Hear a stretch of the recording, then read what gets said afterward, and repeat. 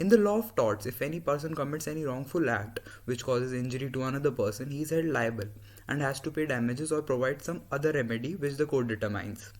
But in some cases, even if a person suffers some loss because of the act of another person, he cannot claim damages from that person because of the operation of certain defenses in tort.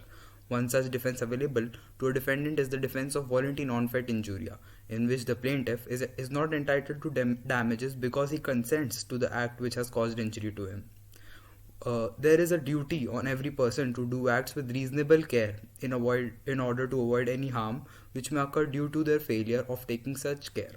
But there are some general defenses to torts as well. Under these defenses, a defendant can escape liability, and volenti non-fit injuria is also one such defense, which is available for the defendant.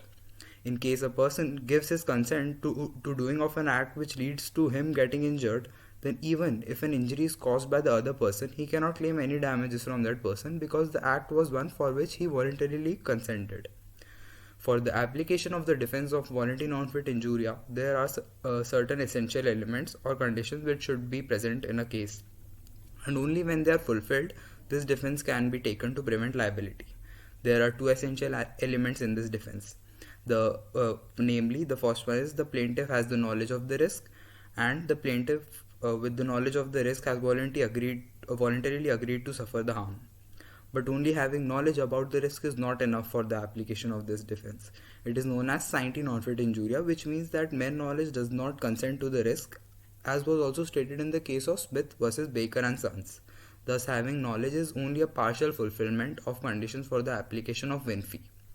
In the cases where the defendant is taking this defense, the burden of proof is on him to show that the plaintiff had full knowledge of the act, that he had consented to the risk involved in the act. The consent of the plaintiff is very important in the defense of Winfrey, because only when he voluntarily gives his consent to an act, the defendant can take this defense.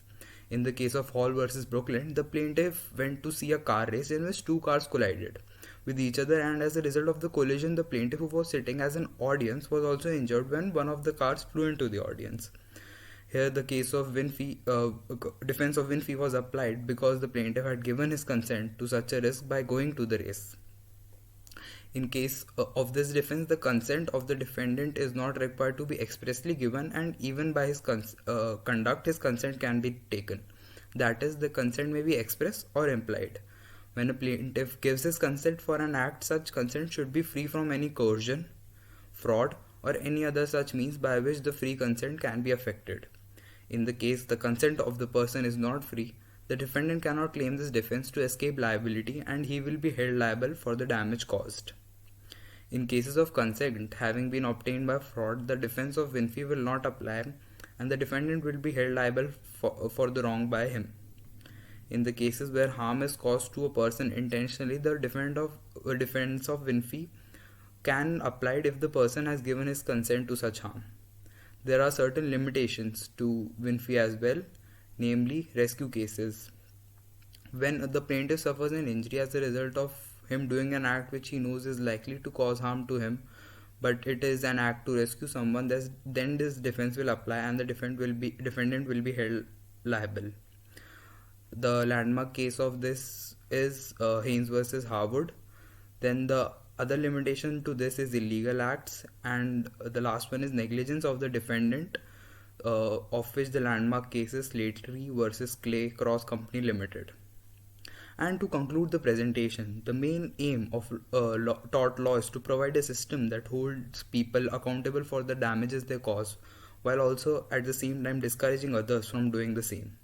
While this is very essential in itself, what a lot of people undervalue is in today's day and age, when people get wrongfully convicted more than ever, is the significance of legal defenses, especially tort-related defenses. This is so because tort law is an uncodified subject, which gives rise to more scope of interpretation, which thereby increases the chance of wrongful convictions. Thus, it can be concluded that not only are torts defenses important, they are very much necessary for a free and fair trial. Tort defenses are important to guarantee that the accused only receive as much punishment as is deserved. This is exactly why this maxim of volenti non-fit injuria is very important. Not only is it one of the most relevant tort defenses, it is especially important in today's modern era because it focuses on something very important that the other defenses do not focus on, that is consent.